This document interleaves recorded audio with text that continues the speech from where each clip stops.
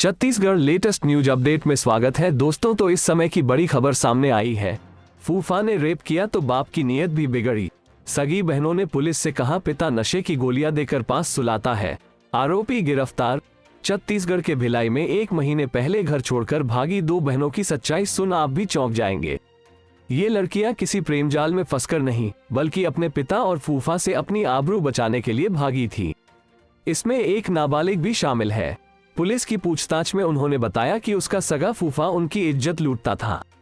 जब उन्होंने पिता को यह सच्चाई बताई तो वो अपनी ही बेटियों को नशे की दवा देता था और रात भर उनके साथ छेड़छाड़ करता था। जामुल थाना प्रभारी याकूब मेमन ने बताया कि गौतम नगर निवासी एक 49 वर्षीय शख्स ने अपनी 15 साल और 21 साल की बेटियों की गुमशुदगी की रिपोर्ट खुर्सीपार थाने में दर्ज कराई थी। उसने बताया कि 25 अक्टूबर 2022 से उसकी बेटियों का कहीं पता नहीं चल रहा है।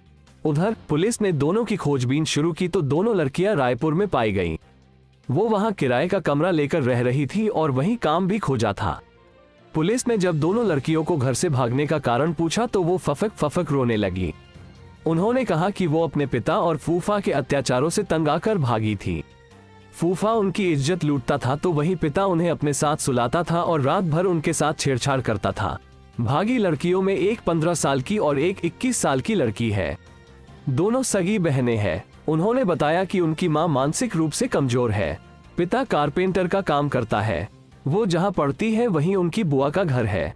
27 अगस्त 2022 को दोपहर 2 बजे बड़ी नाबालिग लंच की छुट्टी होने पर बुआ के घर गई थी।